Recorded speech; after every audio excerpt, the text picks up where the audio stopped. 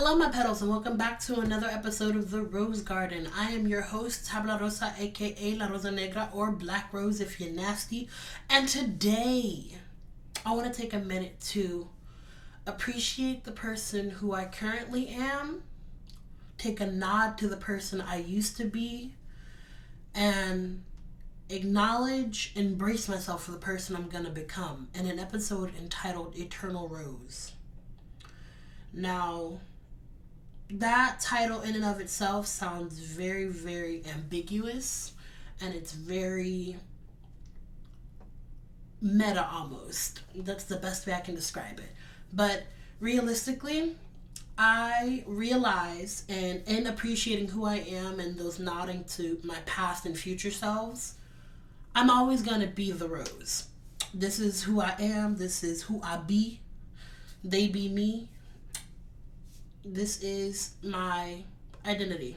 And even as I grow and different characteristics of myself begin to evolve and or completely erase themselves, because that's part of evolution too, deleting unnecessary parts of yourself, that does not change who you are as a person. It changes how, well, it's weird to describe it that way because it does actively change. So that's incredibly contradictory to say you can change who you are without changing who you are, but who you are isn't rooted in how your personality reflects itself to other people in your current state. Because again, the same person you were 10 years ago isn't the same person you are now. I would hope so, because 10 years ago many of us weren't eating vegetables because we thought vegetables were gross.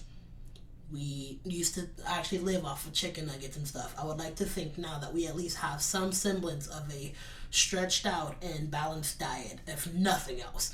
And as children, I doubt many of us had really good fashion taste, so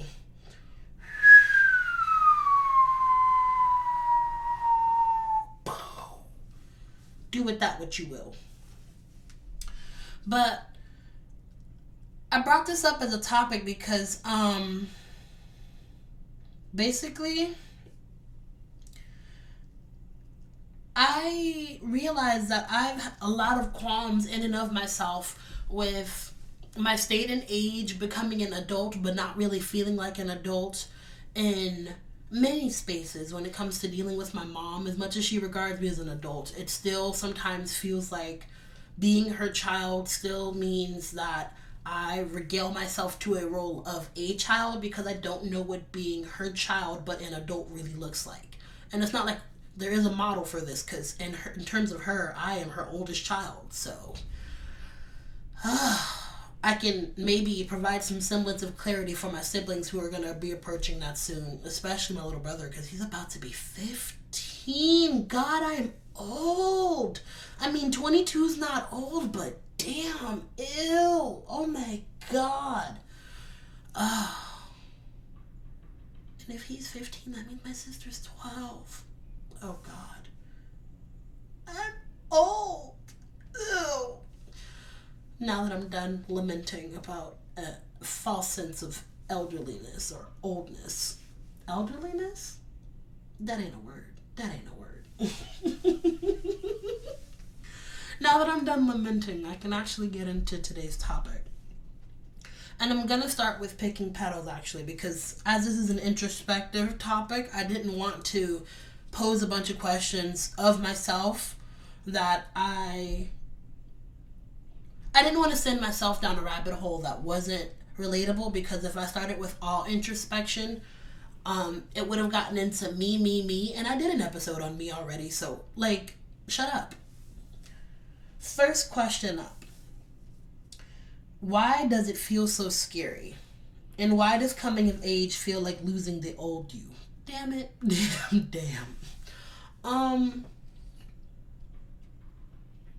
Why does it feel so scary? Because it's not something you've done before.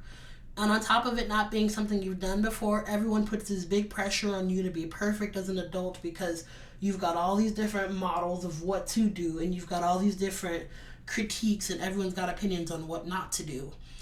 You've got all this longer list of things of what to do, but no one's actually telling you, especially when you're in your position as an average person, what being an adult a healthy adult, a successful adult, a comfortable adult, a mentally sane adult looks like.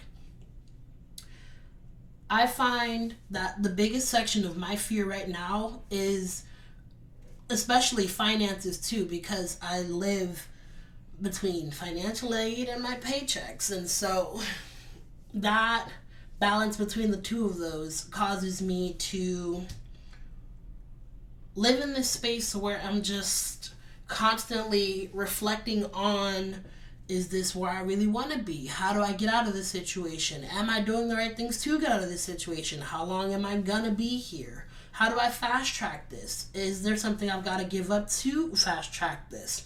Am I capable of this? Am I doing the right thing? There's so many questions that one question builds, and it's so much anxiety that comes from it as well. And it feels like you're losing the old you in all of this, because the old you didn't have to worry about all this, especially right now as we're becoming adults. It was so much easier as a teenager when all we had to do was figure out if John from 6th period liked us, or what we were going to wear to make our uniforms look a little bit more snazzy, or if you had free dress, what we were going to wear to try and figure out which creed and clique we belonged to. Trying to figure out what was popular during the time and what wasn't. There's a lot of layers there that were being addressed that we just didn't have the range to address now. It's a different set of questions. It's a different caliber of questions at that, because the worst pressures in high school, and it's important at that time, the worst pressures in high school are being popular or just not being mocked, because no one wants to be a loser or an outcast. And before that, the worst pressures in middle school is making sure that you just don't have the most embarrassing puberty, or you don't have the most embarrassing, change overall, because your bodies are physically changing at that point. And prior to that, you just wanted to be the fastest on the schoolyard, the fastest or the best at dodgeball. It was so much simpler, and with each growing culmination, it got harder and harder. That's why you feel like you're losing yourself, because with each new challenge, you realize you have to grow to make that stretch from here to where you need to be. And you're going to continue growing. Uh-oh. I hate when my printer decides to adjust in the middle of conversation. But nonetheless, it did. Next question.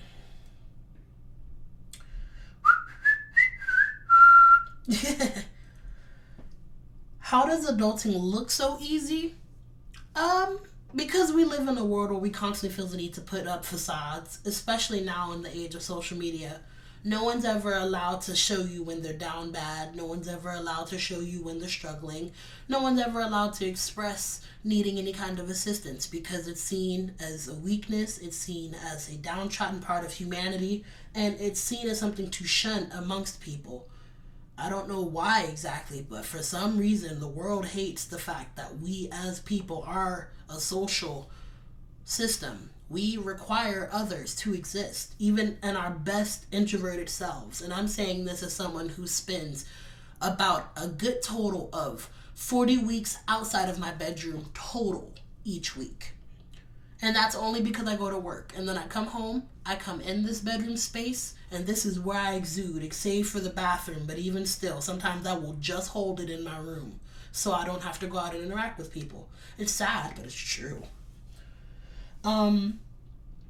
When should you start saving money? If you hear the sound of my voice, put it down. You don't need to buy it.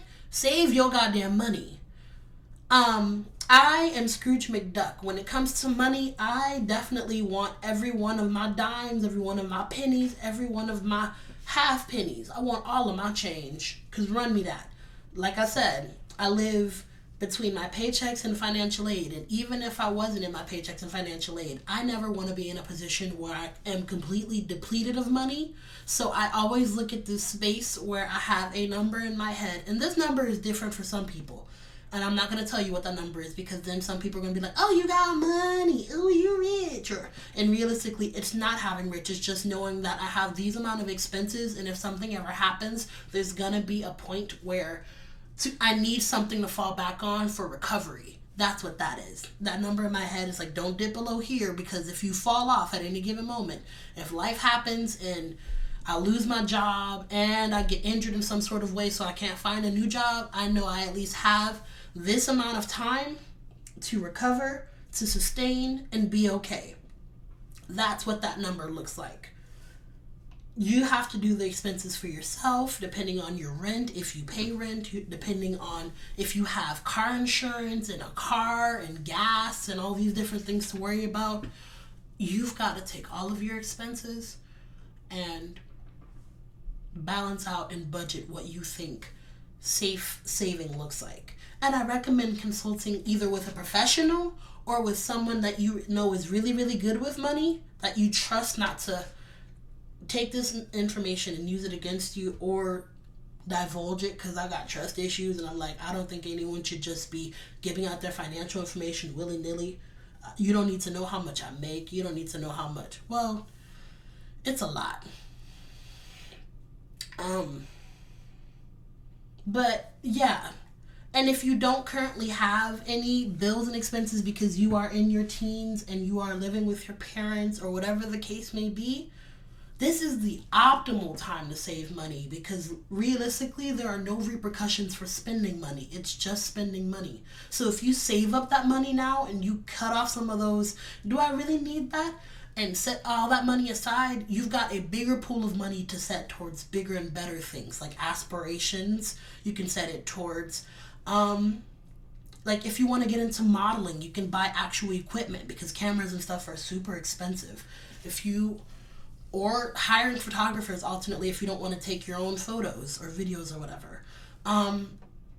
If you wanted to get into talent agencies, because I know we're in the age now of a lot of creatives, going to acting gigs and commercials, auditions, and hell, even to get through the door, it's a whole lot of fees and travel expenses, and there's makeup, and God.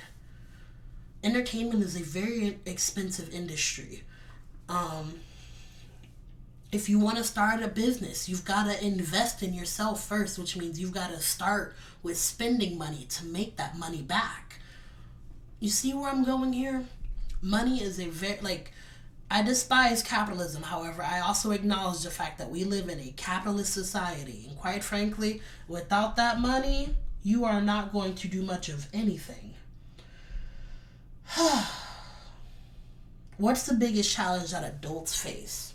Well, being an adult is the biggest challenge that adults face, because at no point in your life will you ever stop being an adult.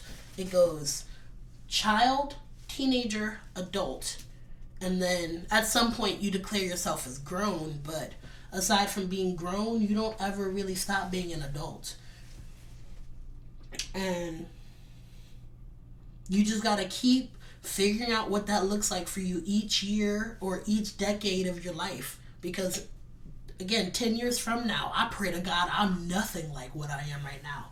Maybe this adorable insight and the sexy-ass voice that everyone loves to listen to, I'd love to keep. But financially, even body-wise, I'm comfortable and I love myself, but I'm not necessarily satisfied with my body right now, and I'm going to make the changes to do what I need to do to get to the point where I am satisfied with my body, because I have an image in mind, but I'm not quite there yet. But 10 years from now, I don't want to be the exact same person I am right now. I wouldn't want to be the person I was 10 years ago, because 10 years ago I was 12, I was 4'11", with terrible BO, questionable hair, and I had stains all over my clothes. It's not a cute look. It's really not. Next question. Even though we're given so much advice throughout life, why do we still not listen to it until we learn it ourselves? The best way I can describe it is, growing up, she wasn't exactly my grandmother, but I called her granny because my grandmother had died at this point, so I went around sort of adopting grandmothers for that feeling or trying to recapture that feeling, and it really, it never really truly happened for me because my grandmother was a unique woman in my life, but I did get to at least have great relationships with elderly women that gave me a bit of wisdom and insight that I wouldn't have gotten from my mother or anyone within my mom's age range. Something about that old age phrase, fat meat is greasy, and you don't believe it until it hits you. It just hit different because it's true. It's one of those things of, it's as simple as touching the stove and someone telling you it's hot versus burning yourself. It's so simple and so stupid now that you've either gone through it and burned yourself, because I feel like everyone at this point has burned themselves, or seen someone else burn themselves. It's one of those things that you've got to experience for your brain to process it, because it's still that matter of curiosity prior to experience. It's like, okay, I get what you're saying, but like, what if we just, and your brain's going to continue going, but what if we just, until you either do it or finally logicize with yourself that perhaps it's not a good idea to do. Oh, excuse me. And fat meat really do be greasy, because ain't nothing worse than you trying to cook some bacon and that shit bopping back at you and going against your skin. Now, me at this point, I've learned not to jump because it only makes it worse, especially just dropping the meat in there. And you still got to go back and straighten it out after it's already popping, which means you're burning yourself even more. But at the time when I first started with that, which was around like 9 for me, I want to say, because I probably shouldn't have been in the kitchen, considering my mom was all like, I don't want you cooking because I don't trust you in my kitchen. I still did it anyways. But that was something I had to learn real fast. Also,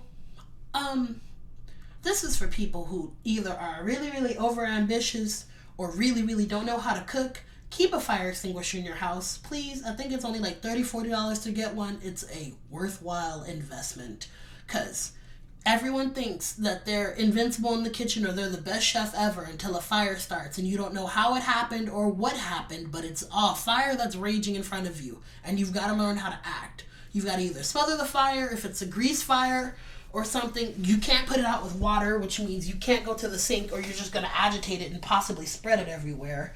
There's a whole bunch of layers that come with that.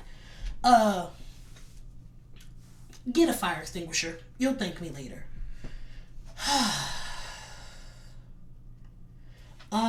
Ooh, damn, that's a good question. Why do you hurt others to heal your own loneliness? I can't speak to that personally. Do I hurt others to heal my loneliness? Actually, yes, I can. Thinking about it, it's another age-old fact. Misery loves company. Something about you hurting, you want someone else to hurt too. And it's bitter and vindictive as much as the question just acknowledged, but it's a truthful fact. Again, it's the downside of humanity being a social experience. When you're hurting, you want someone else to hurt, so you know that they're possible to hurt. So that it's possible to hurt them. So that you don't feel so alone or feel wrong for hurting for this. Because hearing someone tell you they're lonely versus maybe doing something in your power to make them hurt so that they get to a point of loneliness, it's a chain of negativity that realistically you're going to feel shitty for having started. But in that moment,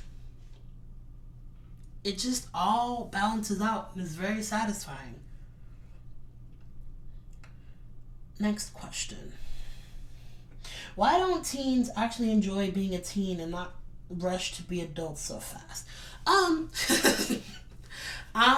I'm rushing not to be in my 20s right now, so I guess the best way I can answer that is because we don't like the way our current life is feeling, and we seem to think that somewhere in the future it gets better because we've gotten all these TV models, and even TV models, we see our parents doing it and taking care of us, and they may not be the happiest in the world, but damn it, they're not feeling the misery that we think they're feeling like we feel it right now, because quite frankly, nothing's more miserable than how you feel in this current moment, and nothing's ever going to weigh on you as hard as how you feel in this current moment.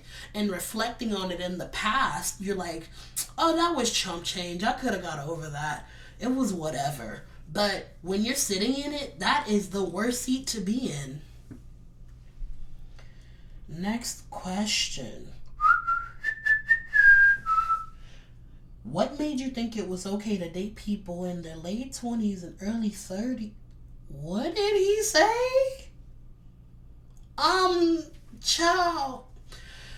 I think if I had to hypothesize, especially considering I know this person is a queer individual like myself, I think it's a matter of that attention, because it's already so taboo being queer, especially out in public, and you're seeing all this romance around you. You're just looking for the romantic attention that you can get, and you would like it to be someone of your peers. But when somebody, especially someone established who has their own car and everything, that's all, especially as a teenager, because I'm imagining that's the situation, that's all incredibly flashy. You want to date the senior that has his own car and gets his own food, or the senior that has a job so that he can buy you stuff, because ooh, he got it all figured out. It ain't right. And I pray that either you report those people, or if you don't report those people, you at least get some sort of help working through that, because I know there's a trauma there and there's some sort of complex that's been built because of it, because it's something that happens. But no one should. I'm sorry you went through that, and it's not a pity sorry, it's more one of those I'm sorry because people are disgusting and evil, and like preying on children who really don't know any better, because that's what that is at that point. You think you really know what you're doing as a teenager, until you realize on the other side of it that we have a social responsibility to do the right thing, and we chose not to. And when I say we, I mean the person that may have hurt us. We as a human chose to do the wrong thing for our own personal gain. It ain't right. It ain't right.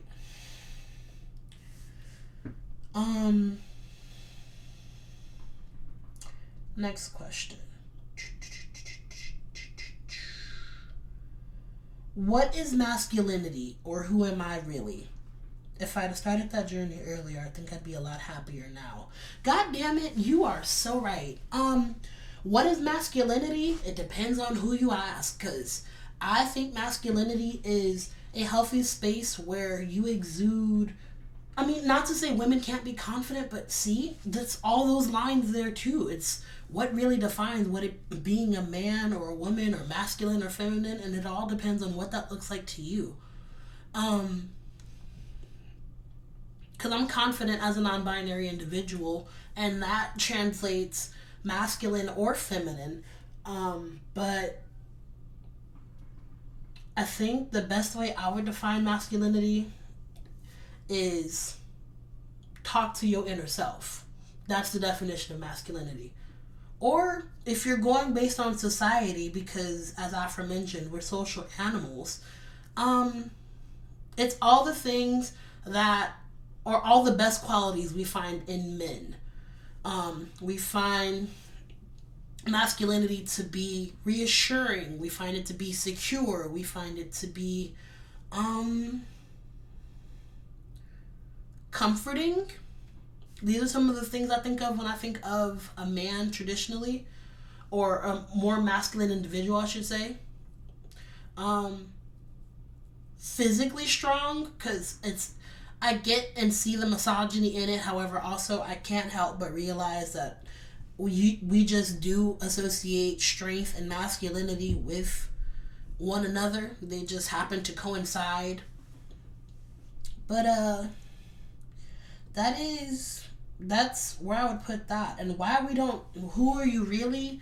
That's not a question I can answer, or a question that you really will ever have a solid answer to, because you're always going to be fluid in who you are. Every day, you're not the same person you were an hour ago. You're not going to be the same person in an hour, in a day, in a week, and so on and so forth.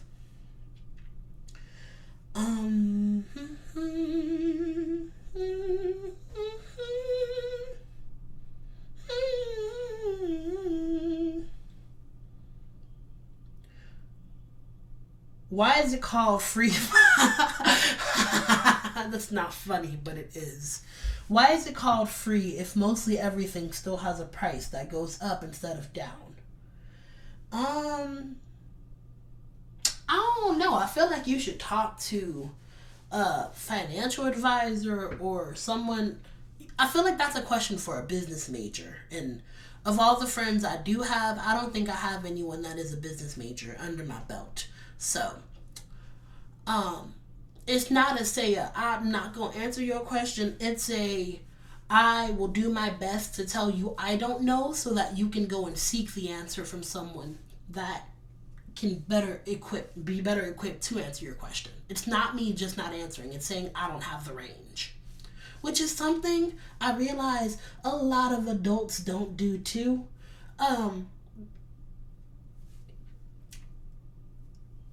It's okay to not know something.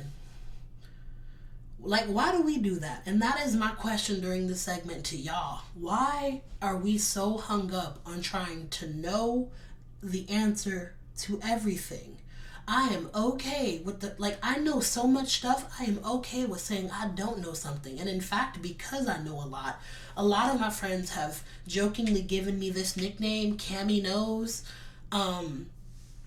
And all my life, I've always been called a walking encyclopedia or a thesaurus, even though a thesaurus isn't the right book, but I get it because growing up in the hood, we think thesauruses are points of reference because we're looking for synonyms, not realizing that it only applies to words.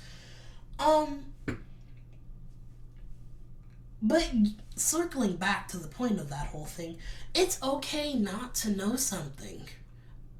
Especially considering the more you live, the more you're gonna learn. And not knowing something is a beautiful experience because having someone teach you something, especially something that you may or may not know you're interested in, but find an interest in, oh my God, it's a beautiful thing.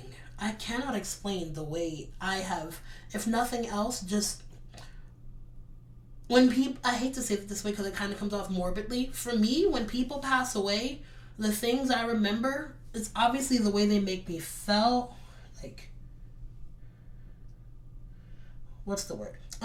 It's the way they make you feel, and on top of the way they make you feel, it's also the things you learned from them. Like,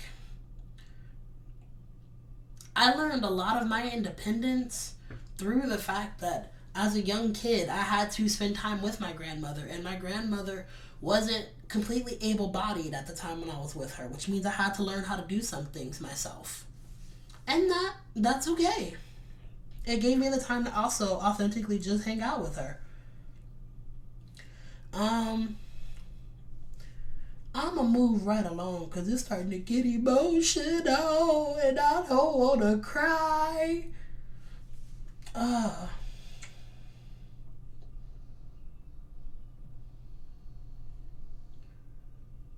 How well would you say you know your current self?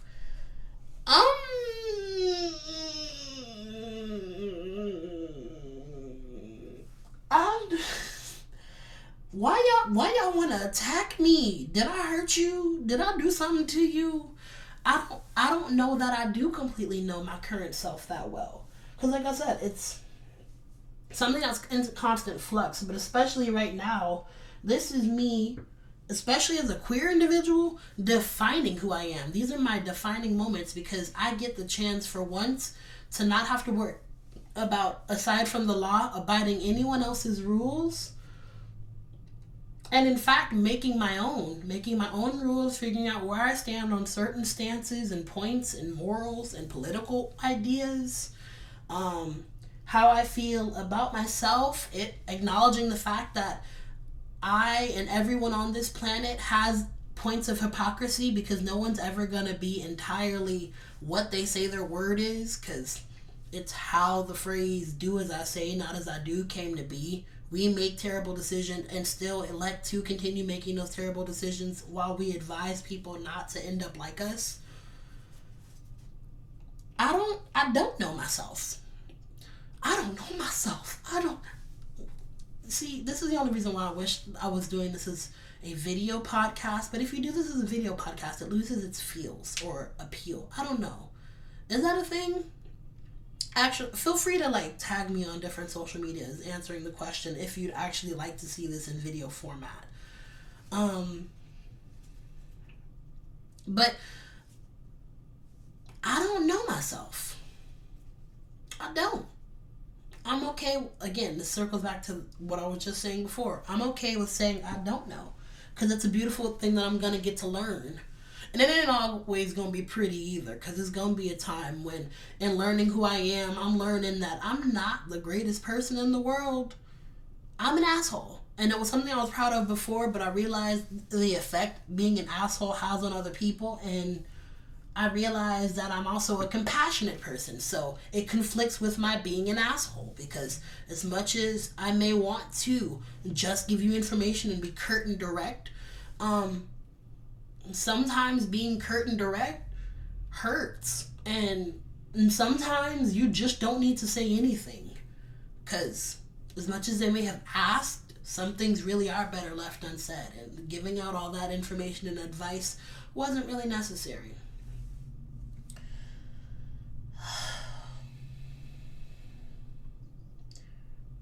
Why do we resist change? Because with change, there's no sense of structure or stability. There's no definite answer. There's no defined, like, this is how to do this. And as thinking individuals, I can't even associate this with humanity, because humans constantly are evolving. But I don't know what it is about our brains, but we crave structure and order. Even the most disorganized person still wants to know where things are, and mentally, even if we don't put it where it belongs, still designate or know this is what this is supposed to be, or this is where this is supposed to be. And amidst our chaos, we still mentally designate. I know my clothes go in the drawer. Are they in my bed right now? Absolutely. Mind your goddamn business. But I know they go in the drawers or in my closet. I know my closet's supposed to be organized with shirts on one side, shorts on the other, pants on the other, and then any of my other skirts and dresses and whatnot in the last section. And all of it is usually color-coded when I'm in my very neurotic organizing system. Don't clock me. But how often do I actively fall into this system? Especially with me being a school student and a worker, not that often. It's only times like winter break or summer break or spring break, whatever break is coming up, when I have the time to take something else that's major on my plate off and I've got more ample time, that I actively devote the time to making sure I organize things the way I want them to be, because it's just satisfying to do it too. I think it also may be part of me being a puzzle lover too, because it's something about cleaning up your room and organizing stuff that sort of feels like resolving a puzzle. It's the same feeling, I would say, to like figuring out the solution to a Rubik's Cube that's been tangled up, or untangling a shoelace. It's just that sense of satisfaction and achievement. But I'm gonna go ahead and move right along to the next segment. Plug in new roots. I want to start with, I don't know if this is the name of the song, but I think it's Hopeless is the name of the song. I know it was from the Love Jones soundtrack, but it's a very simplistic song in the words about other people's perceptions of you, and it's still very much a nice song in realizing that it's not about what they're saying about you, it's about you. It's all about you. My second selection this week is going to be a 2-in-1, because it's both sides of the same coin. Both of them are by Chloe and Halle, because can we just take a minute to appreciate how Ungodly Hour was a of a fucking album. Like, they are definitely on my list of artists that I aspire to work with when I finally stop being a little bitch and decide to put music out. But God knows, like, going from Overwhelmed to Lonely is 2 tracks, and alternating back and forth between the two of those. I feel Overwhelmed being the low, and then You Don't Have to Be Lonely being alone being the high. And alternating between that dark and the positivity that you find after coming out of that darkness, and that continuous ebb and flow. I think that's an incredible like system of dichotomy there. My third piece, this is just a mindless piece really, because it just helps you be careless and fancy free. Put Your Records On by Corin Bailey, not the TikTok version. I'm so tired of TikTok taking songs, and I don't mind covers, but this seems to be especially the generation of stealing from artists of color publicly and saying we don't give a fuck no more. Actually, I can't even say it's just this generation, because it was done with music back in the rock and roll era. I think anytime something new comes out and there's enough space to steal from someone else, you will. It's a sad fact, but it's fun fact, actual sad fact. White folks be stealing. They stole us. How you think we got here? We should be somewhere in the middle of a tropical climate, eating fruit, walking around in sandals. No, I don't actually think this is all Africa is, but you get my point. And instead, I'm freezing my ass off, and a high today of 57 degrees. And even still, me saying that, I'm realizing I am privileged enough to be in a state that has a high of 57 degrees, because some people actually have snow. God-forsaken snow. Yuck. Couldn't be me. My third song being what was the damn song? Princess Nokia. I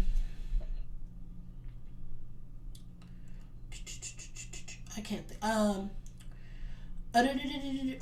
there we go.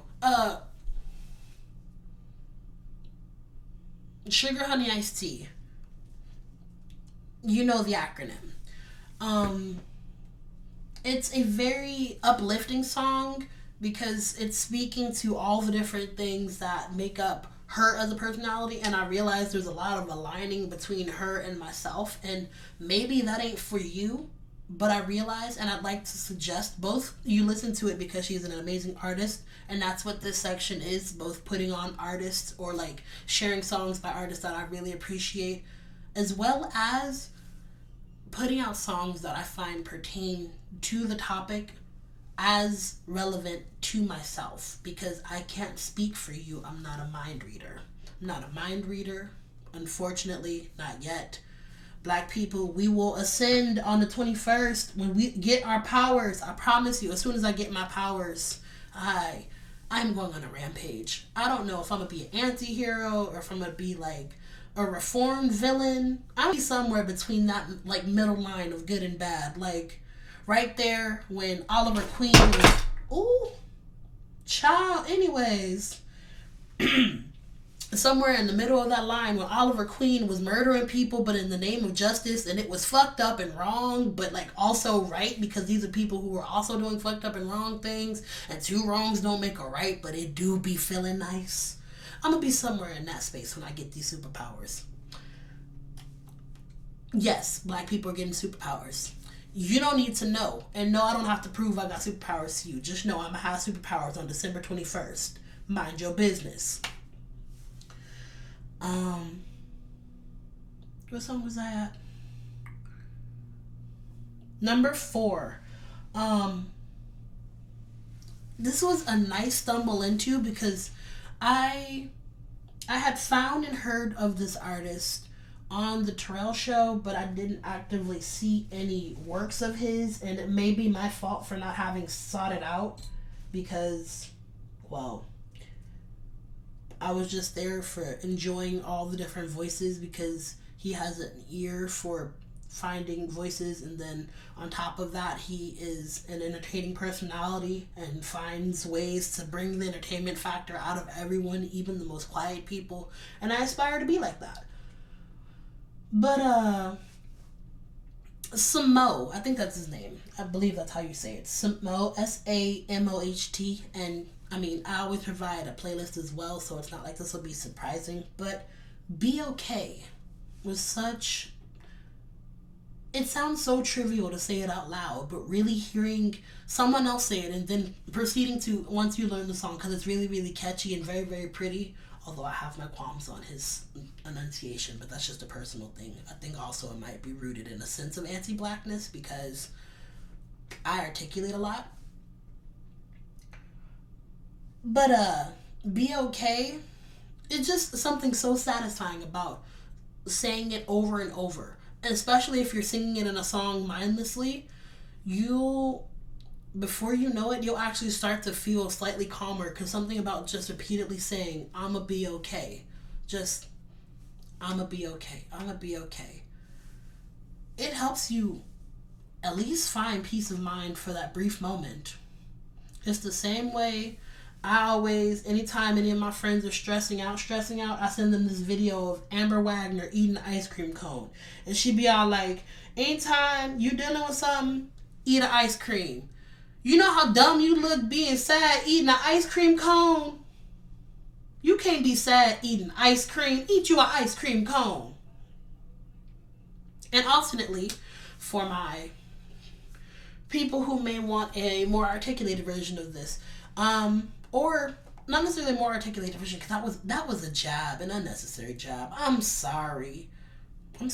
See, I got work to do on myself, and that's okay. Wanting to get to that space when you are okay, the first thing that came to mind, and in turn, my fifth song is gonna be, I think the song is also Be Okay, but this one's by Ingrid Michaelson, where she's acknowledging the fact that she's not okay, and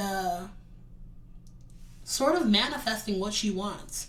I just wanna be okay, be okay, be okay. I just wanna be okay today. That was off. I have all of the toothpaste dryness in the back of my throat right now, and on top of that, I don't know. Oh no, it is 1:30 p.m. and I have not drank a drop of water today. That's sad. Oh no, that's a lie. I woke up out my sleep at 7 in the morning and drank water. But that don't count, because I went back to sleep and was snoring with my mouth wide open. I know I was, because I had crust on the side of my mouth. Why am I like this? But I think that's going to be the amalgamation of this week's playlist. Is that 5 songs? I think it is. Overwhelmed / lonely. Put your records on. Sugar Honey Iced Tea. Be Okay. Be Okay. I think I'm gonna give y'all 6 songs because I don't know the song I started with. But we gonna move on to Turning a New Leaf. And for Turning a New Leaf, I'm gonna just say my advice this week is that you take the time and ask yourself all these questions that I was answering for these other people, because realistically I gave my opinions on these things, but these aren't the actual answers that they may need. They may come to a different conclusion, a different answer, a different result, and everyone should come to that for themselves, because I am not you. I'm living my existence, and my existence compared to yours and parallel to yours may be helpful, but you got to be the one to live with you when the lights are off in the room, when the darkness is all around you, when it's just you and potentially that bottle or that blunt, because that's the only thing really keeping you alive right now. You're the one that's got to have these conversations with you. And it's okay. It's going to hurt. It's going to hurt.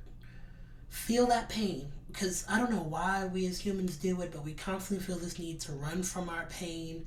We feel the need to try and find any other reason to cope with it rather than just feeling our feelings. Or we bottle them up and put them aside and pretend they're not there until that bottle either explodes or shatters. accidentally because someone starts poking around in your business and pushes the bottle off the shelf. And then boom, you just hurt. It's much better to be hurt and just let it hurt when it hurts than to be hurt, not deal with it, and feel the ache later. Because that's a different type. I don't even understand how to explain that hurt. It's like breaking your arm or like hurting yourself in the middle of one situation and you try and brush it off and be okay, and then you get somewhere else and you realize just how much it hurts because you tried to ignore it before, and now you can't do anything but pay attention to it. And I'm saying this because I'm reflecting on the time when I broke my bone and I was like, nah, I'm good. It was just a fall. I got up, I shook it off. Plot twist. As soon as I got down from all the adrenaline and high and everything, I was on this school bus crying my ass off because my arm was aching. I was losing it. And I do not get hurt. I do not deal with pain. I do not find myself in situations where I need to even be remotely uncomfortable often. So when I tell you this hurt, I thought this was the end. But it wasn't. This was 7th grade. So clearly I'm okay. I love you all so much. Thank you for the opportunity to share myself with you as always. And I'll catch you on the next one. Thanks so much. Mwah. Bye, y'all.